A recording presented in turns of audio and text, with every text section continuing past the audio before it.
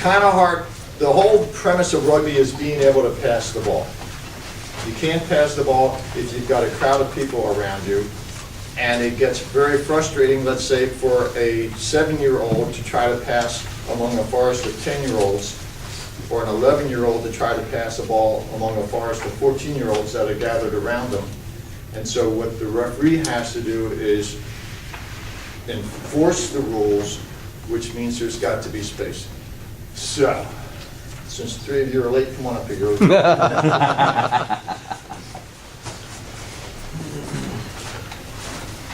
No, you don't get to touch the ball. How about one of you here, one here, and one here. So, I'm the poor 11-year-old. I have the ball. They all come in on me. Gentleman up here tags me. And so the referee's going to yell tag. Now I have to pass the ball. But if all these players who are on the opposition team are this close, it's kind of hard for me to be able to make that pass without them being, because they're all in the way. And even in the, back up for a second. In the tackle game, nope, stay there. In the tackle game, if you're not the tackler that's going to the ground, you are supposed to release yourself from the ball carrier and come through the gate. Now, we don't have the gate per se in the tag, but you're supposed to release. The way to release is for everybody to back up a yard away. Watch your tears. They have to back up a yard away. That gives the ball carrier room to be able to make the pass, and that's creating the space.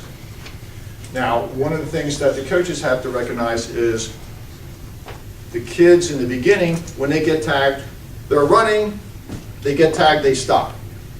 There's nothing in the rules that says you have to stop. And curiously, how about you? You're going to be a teammate of mine. Quick. Curiously, my teammate back here, he knows he's going to get the ball passed to him, and so he stops running. So what happens is the ball carrier stops running, the receiver stops running, all the defense who knows the pass has to go back there, next thing you know, they're running behind here. They're a meter away like they're supposed to be, but now they've screened the pass, and some of you coaches are going to say, these guys are offsides. Well, the tag is general play. There's no offsides. Even in a tackle game, all you have, until the ruck occurs, all you have is this tackle zone. And if you have a defending player behind that tackle zone, he's not offsides. If I pass the ball back there and he intercepts it and he's a yard away, if I pop up the ball to a supporting player, he can take the ball and run. That's in tackle. So it's the same thing here. What would help, what the coaches can do to help for the spaces, when I get tagged, come on back up here again, and you need to be running with me, okay? So I get tagged, I keep running, my support player keeps running, so that the defenders who hang back here, they stay back there and we've gone past the defenders, okay? The biggest thing that coaches have to do, thank you guys, to help with this question of space is to teach it. Rugby's a game of running. It's running, support, passing, not necessarily in that order. The biggest thing that coaches can do in the beginning to help space occur well is to teach the kids to keep running, always going forward. When they get tagged, yes, you have to pass within a certain amount of time, but do it while you're running. Support players do it while you're running. That makes the defense honest. We'll do questions after the section. That's what keeps the players, the defense honest. Offside lines, we will have offside lines with rucks and mauls and scrums and lineouts. One of the things hopefully is for you to teach the kids the usefulness of rucks and mauls, because again, you get into that crowd, if you can call a ruck or a maul before that tag, now the defenders back here have to get on their side. You as the referee don't get to, I'm going to say, encourage the child to call a ruck and maul, the player to call a ruck and maul.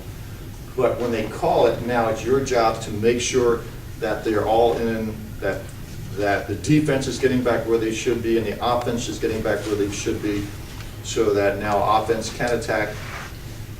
And again, you create that space for the offsides line. So we've covered all this. So we're going to take your question.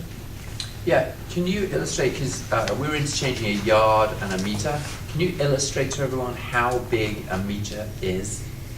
Because there is a lot of And you know, debate and I was going to bring that up, and we're not going to worry about the tape for the, well, we can cover that. If you want, you can turn it off. And then I got a second one too. How many inches is a meter? 39. How many inches in a yard? 36. Okay, so a meter is 10% more than a yard, right? So if we say 10 meters, it's 11 yards. And ultimately, it's whatever the referee says is 10 yards or 10 meters. I don't care either way. Let's face it, if we're playing on a football field, kids are going to use the 10 yards. There's nothing wrong with the referee getting them back a little more than that. For anybody, whether it's a meter or a yard, when we talk about the separation, I'm going to say it doesn't matter. 3 inches doesn't make a bit of difference. But to help yourselves, get yourself a yardstick and hold it from here out, and that's the distance it should be. It's got to be, it should always be at least a little more than an arm extension can be. Okay? That's an easy way to do it. So if that happens, separation has to be far enough back so that you have that yard, and we can cover that again. But does that make enough sense? Yeah, I just wanted it to be out there, that's all. And then the second thing is the steps or the running through. We'll talk about that when it's a tag. Okay. So we're back on again? Yep. Next slide. The tag. This is the basics. If you get this right, it will help most of the play that's going on because, well, it's just the basics. The tackle in rugby is the basics for the tackle game. The tag is the basics for the non-contact game. 2 hand tags from the waist to the knees. Used to be between the waist and the knees, and we actually had a referee who, if the tag was right here, he didn't say anything. He wouldn't explain to the kids that you're at the waist, not below the waist. So we reworded it, it's from the waist to the knees. And the whole premise for that is we want the players to be in a position so that now they're used to doing what a tackler should have to be, which is down in this kind of range, low enough to be able to make that contact. The reason why we don't do below the knees is typically to do that, it means the tagger is leaving their feet, and that's not allowed. You're not allowed to be leaving your feet in tackle. We certainly don't want to do it in tag, especially if we have a breakaway and one of the players makes a dive and his chin meets the heel of the player that he's chasing. So that's just one of the basics for that. Yeah. When you tag, you keep running. You encourage the player to keep running. They have to play the ball immediately. Playing the ball means either you release it so that it goes backwards, you hurl it backwards. You have to do something like that. Kicking the ball is not an option. And immediately, it's always fun because what's going to happen is the coaches are going to say, well, what's immediately? First of all, when we say immediately, it's the li, not the mm. So for younger kids, it might be immediately. Especially you have a bunch of 7-year-olds playing, and it's the first beginning of the season.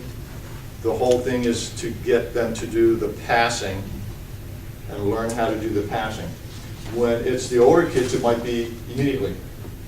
I'll say when I do, let's say if I do the finals at the tournament, in my head a lot of times I'm going tag 1-2. And if the ball hasn't left the hands of the ball carrier, when I say 2, took too long, it'll be a scrum. If it's the beginning of the season and I see that, let's say it's a new team and they're all inexperienced, it might be immediately instead of immediately. Let's go to the next slide for a second. Yeah, and we're covering up a bunch of this. I'm going to suggest what you want to do is try to have a time in your mind as opposed to steps, because you get a 6-footer and you get a 5-footer that's on the same team. Are you really being fair to the 5-footer? Steps can help but you need to do a time frame.